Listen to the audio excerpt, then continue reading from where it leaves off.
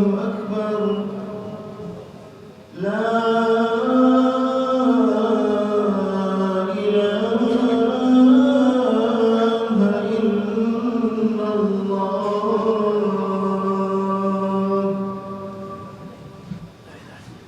اللهم صل على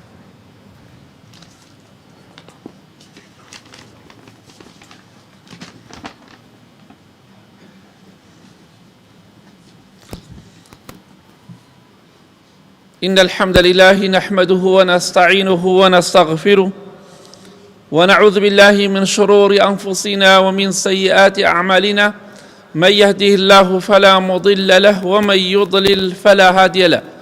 وأشهد أن لا إله إلا الله وحده لا شريك له وأشهد أن محمدا عبده ورسوله. أما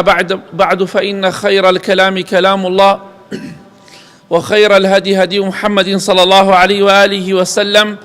وشر الأمور محدثاتها وكل محدثة بدعة وكل بدعة ضلالة وكل ضلالة في النار. خۆشەویستان، بەو کەسانە دەڵێم کە شەو و ڕۆژ خەریکی گوناه و تاوانن، بەو کەسانە دەڵێم پەنا بەخوا نوێژ ناکەن یا لە نوێژەکانیانە سارد و خەمساردن، بە تایبەتی نوێژی بەیانی.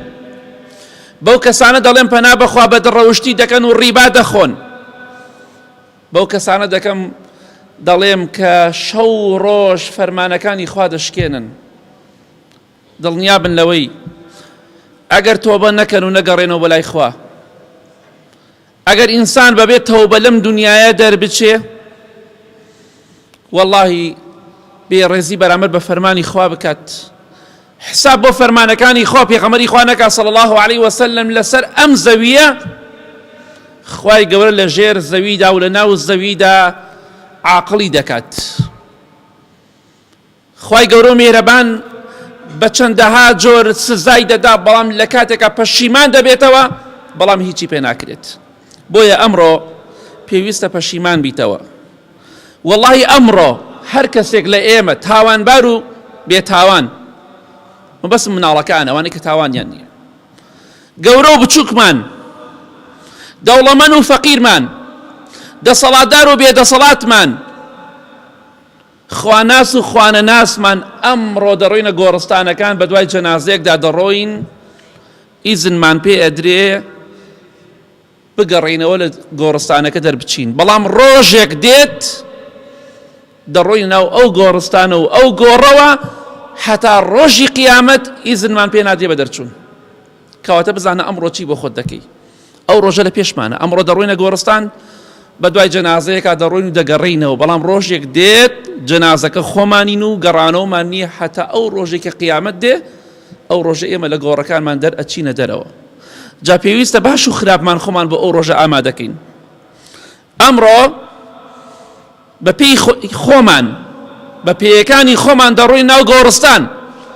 بەڵام ڕۆژێک دێت لەبان شانی خەڵکی دەمان بن بۆ ناو گۆڕستان. ئەومان لەبیرە کەس ئینکاری ئەو ڕاستیە دەکات، کەواتە پێویستە خۆمانی بۆ ئامادەکەین. پێغەمبەری خوا صلی الله علیه وسلم دەفەرمێ لە هەموو کەسی عاقڵتر ئەو کەسەیە خۆی بۆ دوای مردنی ئامادە دەکات. ئەو مرۆڤێکی عاقڵ و ڕۆشن بیرە، ئەو مسەقەفە، ئەوە تێگەیشتووە، نەک ئەوەی ڕێگای خوای بەرداوە. پێویستە هەمومان تۆبە بکەین. ئەوانەمان خراپین، واز لە خراپە بێنین، ئەوانەمان چاکین، چاکتر بین، چونکە وەڵڵاهی ڕاستیەکەی خۆشەویستان هەمومان پێویستە بیزانین. وەڵڵاهی دەمرین، هیچ مەجالێکی تێدا نییە. وەڵڵاهی لەسەر گۆڕەکانمان گیا سەوزە بێ، دڕک سەوزە بێ، وەڵڵاهی گۆڕەکانمان پڕ دەبێ لە پوش.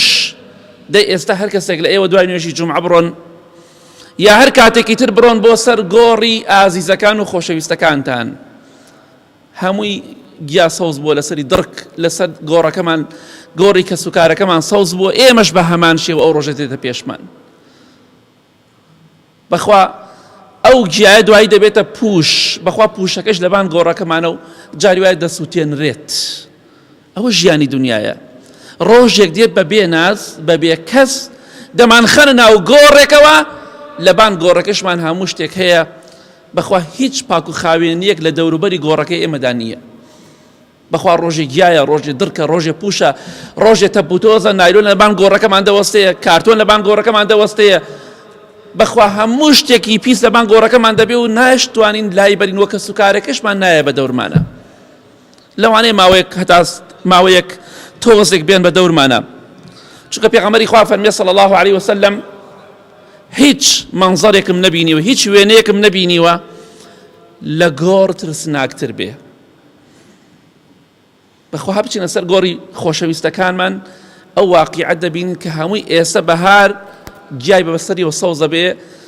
دوایی دەبێتە پوش و دڕکیش بەسەریەوەیە. کەواتە ئەوە ژیانەکەی ئێمەیە، ئەو کۆتایی ئەم ژیانەی ئێمەیە. ئەمڕۆ پێویستە خۆمان ئامادەکەین، چونکە ڕۆژێک دێت گژوگیا لەبان گۆڕەکەت سەوزە بێت. ئەو کاتە کەسوکاریشی لەبیرت دەکەن. وەڵاهی هەر چەندێک ڕوتبەمان بەرز بێ، پارەمان زۆر بێ، هەر چەندێک خەڵکی قەدر و ڕێزمان بگرێ، هەر چەندێک جوان بین، هەر چەندێک بەهێز بین و باڵەکان و عەزەڵاتەکانمان هەڵسێتەوە، بە دڵنیاییەوە ڕۆژێک دێت لەبیر دەکرین، کەسوکارمان لەبیرمان دەکات. ئێستا چەندێک لە ئێوە گۆڕی باپیری خۆی دەزانێت لەکوێیە، گۆڕی نەنکی خۆی دەزانێت لەکوێیە. بەخوا لەوانەیە زۆربەتان نەزانن، بەخوا لەوانەیە زۆربەمان هەر نەزانین. بەخوا گۆڕەکانی باوکمان کە مردووە، خوا لیان خۆش بێ، یا دایکمان کە مردووە، یا کەسوکارمان هیواتیایە بە ساڵی شەبێ نەچۆتە سەر گۆڕەکەی کەسوکارەکەی خۆی، باوکی خۆیەتی، دایکی خۆیەتی. بۆیە شانازی بە هیچ شتێکی خۆتۆ مەکە. وا نەزانی لە پێشی سارێکی جوان و دانیشتی لێت خوڕی، ئیتر تۆ هەر بخۆت ئاوا دەمێنیتەوە. وا نەزانی دەسەڵاتێکت هەبوو هەر دەمێنیتەوە، وەڵا ڕۆژێک دێ هەر لەبیر دەکرێ. بەڵام ناوێکی جوان لە دوای خۆت بەجێ بهێڵە، کردەوەیەکی جوان لە دوای خۆت بەجێ بهێڵە، ناوبانگێکی جوان لە دوای خۆت بەجێ بهێڵە، بۆی خەڵکی دوعای خێرت بۆ بکە، بۆی خەڵکی بڵێن خوای لە فڵان کەس خۆش بە و ڕەحمەتی خوای لێ بێت. خەڵکی شێ بەنا بەخوا لە دوای مردنی خەڵکی ئاوای بۆ دەکات، الحەمدوللا فڵان کەس مرد. ئەوە بەدبەختیە ئینسان لەم دنیاە دەربچێ پەنا بەخوا خوا بمان پارێزێ، بە جۆرێک بمرین خەڵکی الحەمدوللا بکە، بەڵام مەبەستی ئەوە نەبێ سپاسی خوا بکە لەسەر قەزا و قەدەرەکە، لەسەر ئەوەی کە ئێمە ڕۆشتین. پێغەمبەری خوا فەرمێ صلی الله علیه وسلم مرۆڤی وایە دەمرێ يستريح منه العباد والبلاد والشجر والدواب. خەڵکی وا هەیە دەمرێ، خۆشەویستی خوا فەرمێ صلی الله علیه وسلم ئیسراحەتەکە لە دەستی، وڵات ئیسراحەتەکە لە دەستی، وڵات، دار، گیان لەبەران. کەواتە ئەوە کارە ساتە ئینسان بمرێ بە جۆرێک ڕۆحدار و بێڕۆح لە دەستی نەجاتی بێت. ئەوش بۆی کە ئینسان ناوێکی ناشرینە دوای خۆی بەجێ بهێڵێ. بۆیە دڵنیابە لەبیر دەکری، بۆیە ناوێکی جوان لە دوای خۆت بەجێ بهێڵە، چونکە هەر دەمریت، هیچ مەجالی تیانە. بۆی ئیبراهیم پێغەمبەر صلی الله علیه وسلم دەیفەرموو وەجعل لی لیسانە صدق فی الآخرین، خوایە ناوێکی جوان بە من ببەخشە لە دوای خۆم خەڵکی دوعای خێرم بۆ بکات، خەڵکی بە چاکە ناوم بهێنێ. ئەوە زۆر گرنگە، خەڵکی عاجز نەکەی، قسەت ڕق و ناخۆش نەبێ، بێڕێزی بەرامبەر بە خەڵکی نەکەی، چونکە ڕۆژێک دێت لەبیر دەکرێ بە دڵنیاییەوە. یا ڕەبی خوای لە گوناهەکانمان خۆش بی، لە گوناهی دایک و باوک و مردوەکانمان خۆش بی، خوایان ئاخرمان بەخێر بگێڕی. ئامین.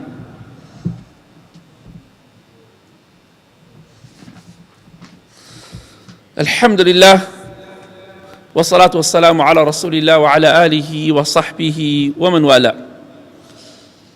خۆشەویستان، ئەو دنیایی کە ئێمە ئێستا تێیدا دەژین ناونیشانەکەی چییە؟ ئەو دنیایی کە ئێمە خۆمان گوناهبار دەکەین لەسەری، جەنگ لە پێناوی ئەم دنیادا دەکەین، گوناه و تاوان دەکەین، خوا لە خۆمان تووڕە دەکەین لەبەر ئەم دنیاە. ناونیشانی دنیاش ئەوەیە خوای گەورە دەفەرمێ كل من عليها فان، هەر چی لەسەر ئەم زەویە بێ ئەبێ بمرێت. ئەوە ناونیشانی دنیاە، هەمووی دەبێ ئەم دنیاە بەجێ بهێڵێ. بەڵام ناونیشانی قیامەت چییە؟ ناونیشانی قیامەت بە شەوانەوە خوای گەورە دەفەرمێ خالدین فیها حەسونەت مستەقەڕەن و مقامە ئەوەی لە بەهەشتا بێ بە هەتایی دەمێنێتەوە لە باشترین و خۆشترین جێگادایە کەواتە ژیانی دنیا کۆتایی دێ بەڵام قیامەت کۆتایی پێنایە بۆیە ئەمڕۆ هەڵی بژێرە کام ژیانت دەوێ ڕێگای خوات بەرداوە بگەڕێرە بۆ ڕێگای خوا خوات لەبیر چووە بگەڕێرە بۆ ڕێگای خوا خوای گەورە بە بیری خۆت بهێنەوە چونکە دڵنیابە هەر چەندێک بەهێز بی هەر چەندێ دەوڵەمەند بی هەر چەندێ بەقووت بی هەر چەندێ دەسەڵاتدار بی ڕۆژێک دێت لە کفن دەتپێچنەوە جا کام دنیای هەڵبژێرین بۆ خۆمان دنیایە کە کۆتایی پێدێ و سیقەی نییە کە ئەمڕۆ چەند کەس وەکو من و تۆ ئێستا حالین زیندۆ و دەجوڵێت بەڵام ئێوارە لەناو گۆڕایە ئەمە هەڵبژێرین باشە یا ژیانێک کە کۆتایی پێنایە بە خۆشی و بە شادی بەبێ خەم و خەفەت و کێشە و مشکیلە ئەگەر خۆشیت دەوێ ئەگەر دەتەوێ ئێستا کەسێک لە ئێمە زۆر جار مناڵێک دەبینین خۆزگەی پێدەخوازین ئەڵێن بەخوا بۆ خۆی مێشکی سافە خەمی نییە خەفەتی نییە کێشەی نییە ئەوانەمان گەورن حەز ناکەین مناڵ بینەوە حەز ناکەین وەکو مناڵ بێ کێشە بین بەڵام نابێت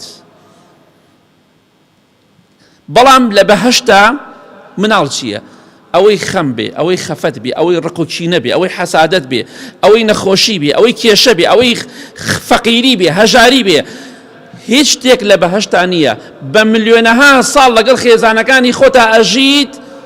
وشەیەکی ناخۆش لەیەکتری نابیستن هیچ کێشەیەکت نییە ئەوە ژیانی دنیای ئەوش قیامەتە بۆ خۆت ئەمڕۆ دەتوانی هەڵی بژێری بۆی ئیمامی ئیبن قەیم ڕەحمەتی خوای لەبێ دەفەرمێ عەبد هەموو بەندەیەک شەقەی باڵی دێ و دەڕوات ئیتر یا بۆ بەهەشت یا بۆ جەهەنم ئەوە کۆتایی ئەم ژیانەیە فەریق فی الجەنە و فەریق فی السەعیر خوای گەورە دەفەرمێ کۆمەڵێ بۆ بەهەشت خوای گەورە کەسانەمان بگێڕێ کۆمەڵێکیش بۆ ناو ئاگری دۆزەخ ئێمە ئێستا حالێن لە ژیان داین بەڵام دوای مردنمان دەبینە دوو بەشەوە جا پێویستە کام ڕێگامان پێخۆشە بەهەشت یا دۆزەخ دەبێ ئەو ڕێگایە بگرین بێگومان کەس دۆزەخی پێخۆش نییە بەدەمی بەڵام بەکردەوەش بیسەلمێنە کە دۆت بەرناتەوێ بڕۆی بۆ دۆزەخ زینا مەکە واز لە نوێژ مەهێنە ڕیبا مەخۆ خوشکی بەڕێزم خۆت ڕوت مەکەرەوە سەرت پۆشتە بێ باگیانت پۆشتە بێ بە شەرم و بە حەیاوە بژی چونکە دڵنیابە ئەم ژیانە هەر کۆتایی دێ هەر چەندێ جوان بی بەخوا ڕۆژێک دێ ناشرین دەبیت لای خوای گەورە ئەگەر کردەوەی خراپت هەبێ هیچ کەسێک لە ئێمە خۆشەویستان با تەکەببوری نەبێ بەرامبەر بە عیبادەتی خوا خۆت بە گەورە مەزانە وا نەزانی پێویستت بە عیبادەتی خوا نییە واللهی ئەوە چاک بزانە ئەو کەسەی کە پەنا بەخوا زینا دەکەی عارق دەخۆی خراپەت دەکەی سافیرەی نوێژ ناکەی و دەیکەی و نایکەی لە خۆت بایی مەبە چونکە واللهی ژیان لە دوای من و تۆ کۆتایی پێ نایە ئەو خاڵە زۆر ئاگاداری هەندێک کەسێ زۆر لوتی بەرزە وا دەزانێ ئەم بوونەوەرە پەیوەندی بەوەیە وا دەزانێ ئەم هەموو خەڵکە خزمەتکاری ئەوە بەڵام باش بزانە بەخوای گەورە ژیان لە دوای مردنی من و تۆ ملیارێکی وەکو من و تۆش کۆتایی پێ نایە ژیان ناوەستەیە بەخوا دارەکان وەکو خۆیان بەری خۆیان دەگرن و گەڵای خۆیان دەگرن بەخوا شەو و ڕۆژ وەکو خۆی دێ بەخوا بازاڕەکان بەهۆی من و تۆ ناوەستەیە کەسابەت بەردەوامە و ئیشوکار بەردەوامە ئەوەی خاڵێکی زۆر گرنگە بزانین ژیان لەبەر خاتری هیچ کەسێک لە ئێمە ناوەستەیە ئیتر بۆچی لە خۆمان بایی بین خۆت بە گەورە مەزانە پێویستە بەندایەتی بۆ خوا بکەی بۆی خوای گەورە لوتت نەشکێنێ چونکە پێغەمبەری خوا فەرمێ صلی الله عليه وسلم حەدیثی صحیحدا ئەو کەسانی کە تەکەببوریانەیە خۆیان بە گەورە دەزانن بەرامبەر بە عیبادەتی خوا ئامادەنین بەندایەتی بۆ خوا بکەن متەکەبیر و خۆبەزلزانن بەرامبەر بەخوا بەرامبەر بە خەڵکیش لە ڕۆژی قیامەتە خوای گەورە ئەوەندە بچووکیان دەکاتەوە حەشریان دەکات پێغەمبەری خوا فەرمێ صلی الله عليه وسلم شێوەیان شێوەی پیاوە ئافرەتە مرۆڤە شێوەی مرۆڤە بەڵام شکڵیان خەبارەیان بەقەد مێرو لە بچووکەکانە یان خوا چۆن بچووک دەکاتەوە ئەوەی خۆی بۆ خەڵکی بچووک کاتەوە و خۆی بە بچووک بزانێ خوا گەوری دەکات ئەوەشی خۆی بە گەورە بزانێ بەرامبەر بەخوا پاشان بەرامبەر بە خەڵکی لە ڕۆژی قیامەتە خۆشەویستی خوا فەرمێ صلی الله عليه وسلم خوا حەشری دەکا بەڵام قەبارەی بەقەد مێرولەیەکی بچووک ئەو خوا زەلیل دەکات کەواتە لوتبەرز نەبێ من دەوڵەمەندم نامرم سیارەم جوانە نا بەخوا نایخوات کوا هەموو دەوڵەمەندی لەسەر زەوی هەبوون کوا فیرعەونەکان کوا ئەوانەی کە ئەهرامەکانیان دروست کرد لەکوێن هەتا ئێستاش خەڵک نازانێت چۆن دروست کراوە کوان لەکوێن چیان لێ هات تۆ چی لە چاو ئەوانە کوانی ئەوانەی کە لەم دنیادا ژیان ئێستا زۆرێک لە دیکتاتۆرەکان جەنگیزخان و سەتەهای وەکو ئەو ئێستاش کەس نازانێت گۆڕەکەی لەکوێیە ئەوە ژیانی دنیاە لە خۆت بۆچی بایی دەبیت چەندها کەسە بوو دیکتاتۆر بوون ئێستا لە وڵاتەکەی خۆیان شوێنێک نییە بە ڕەسمی بە ئاشکرا مەترێ بە 2 مەتر تیا بشارنەوە جێ نابێتەوە لە وڵاتێکە بە ئاشکرا گۆڕەکەی تیا بەس شوێنی گۆڕەکەی ئەوەی لە خۆی بایی بێ و خۆی بە گەورە بزانێ خوا لە دنیا و لە قیامەت زەلیلی دەکات بچووکی دەکاتەوە بۆیە هیچ شتێک شایانی ئەوە نییە خوا لە خۆ تووڕەکەی لە پێ ناویتە بەداخەوە ئێمە خۆمان تاوانبار دەکەین لەبەر خاتری ئەم دنیاە لەبەر خاتری ئەم دنیاە ڕێگای خۆمان بەرداوە وازمان لە عیبادەت و خواپەرستی هێناوە کەمیا زۆر وازمان لە قورئان خوێندن هێناوە بەڵام ئەوش باش بزانین ئێمە لە پێناو دنیادا دەجەنگین لە پێناو دنیادا خۆمان گونەهبار دەکەین من ناڵم کەسابەت مەکە کەسابەتی حەڵاڵ شانازیە فەخرە بەڵام حرام مەخۆ بەڵام فێڵ مەکە غەش مەکە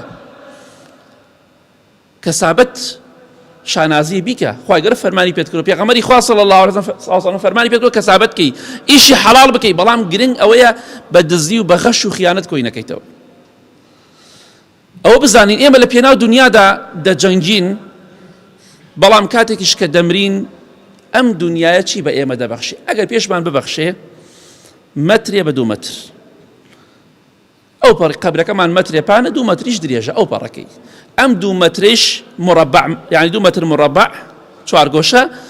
لاشەکەی ئێمە لە بەشێکی ئەو 2 مەترا دەشارێتەوە کەواتە ئەم دنیاە ئەوەت پێ دەبەخشێ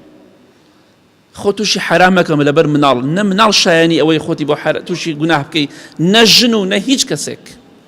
چونکە ڕۆژێک دێت خوای گەورە دەفەرمێ لە هەمویان ڕادەکەی لە خێزانەکەت لە کچەکەت لە کوڕەکەت لە دایکت لە باوکت لە برات لە خوشکت هەمووی ڕادەکەی بۆیە هیچ کەسێک شایانی ئەوە نیە خۆتی بۆ بخەیتە ناو دۆزەخەوە بۆیە قسەیەکی زۆر جوانە یاڵێ هەر کەسێک خۆی ببەخشێ بە دنیا هیچی پێ نابەخشێ ئیلا پارچەیەک زەوی نەبێت تایە دەف نەکرێت مەتر بە 2 مەتر ئەگەر خۆت بە دنیا ببەخشی واتە بەس خەریکی دنیا بیت گوێت لەوە نییە خوا چی فەرمووە پێغەمبەری خوا صلی الله عليه وسلم چی فەرمووە بەس خەریکی دنیایت ئەوە کاتێکش دەمری پاداشتەکەی تۆ ئەوەیە کە ئەم دنیاە زەویەکت پێ دەبەخشێ مەتر بە 2 مەتر ئەگەر بە نسیبشت بێت بەڵام هەر کەسێک خۆی ببەخشێ بەخوا بۆ خوا بژی نەک بۆ دنیا خوای گەورە بەهەشتێکی پێ دەبەخشێ پانتایی ئەو بەهەشتە پانتایی ئاسمانەکان و زەویە باشە مەترێ بە 2 مەتر زۆرە یا بەقەد ئاسمانەکان و زەوی خوا مڵکت پێ بەدا کەواتە هەر کەسێک بۆ خوا بژی والله لە دنیا و لە قیامەت ژیانی خۆشە چونکە تووشی هەر خۆشیەک دەبێ سپاسی خوا دەکە ناخۆشی بەسەرا دێ سپاسی خوا دەکە دەزانێ ئەمە تاقیکردنەوەی خوایە بەڵام ئینسانی ئیمان زەعیف و خراپ و دۆڕاو لە خۆشیە دڵخۆش نییە زۆر جار ولا خراپەدا و لە کاتی بەڵاو موسیبەتە زۆر خەمبارە چونکە باوەڕی بە قەزا و قەدەری خوا نییە بێتاقەتە بێ خەمبارە بێ بەرگەی ئەوە ناگرێت جاروایە خۆی دەکوژێ بەڵام ئیماندار وا ناژی کەواتە لە کۆتاییدا دەڵێم با ڕێگای خوا بگرین ڕۆژێک دێت کۆتایی بە ژیانمان دێ ڕۆژێک دێت دووبارەی دەکەمەوە لەسەر گۆڕەکانمان گژ و گیا و دڕک و داڵ سەوز دەبێ وە لە بیریش دەکرین با ڕێگای خوا بگرین خراپین با باش بین باشین با باشتر بین ئیهمالین بە خۆماندا بچینەوە چونکە ڕۆژێک دێت لە پڕە فەرمانی خوا دێتە خوارەوە هەموو ڕۆژێک هەموو شەوێک خوای گەورە فەرمان دەکات بە مەلایکە ئەم شەو ئەوەنە خەڵک بمرێنن ناوەکانیان دەخوێنرێتەوە کاتێک کە ناوەکانمان دەخوێنرێتەوە بۆ مردن ئاگامان لە خوێندنەوەی ناوەکانمان نییە بڕیارەکە دراوە لە سەرمان کە بمرین فلان دقە فلان سەعات بەڵام ئاگامان لەو بڕیارەی لە پڕێکا ئەدەینە زەوی کۆتاییمان پێێتیت ئەوە ژیانی دنیایە بۆی خوا لە خۆت و ڕەمەکە بۆ دنیایەک و بۆ شتێکی کاتی اللهم اغفر للمؤمنين والمؤمنات والمسلمين والمسلمات الأحياء منهم والأموات من أهل السنة والجماعة والجماعات يا ربي خوايا الشفاء نخوش كان من بدي خوايا آخر من بخير بجيري يا ربي خوايا جورا كمان بكي بباخر لباخكاني بهشت يا رب العالمين آخر من بخير بجيري نرجو رجوع عبادة من لي قبول كي خوايا باراني برحمة من بباريني خوايا قطابي كان من لوانا كان أنا سركوتوكي أواني كيشو مشكلاني خوايا بيان حلكي بيان آسان كي أواني نخوش شفاء بدي آمين آمين آمين وصلى الله على محمد وآله وصحبه أجمعين خوش بستان ئێمە مزگەوت ئەرکی سەرشانی هەمومانە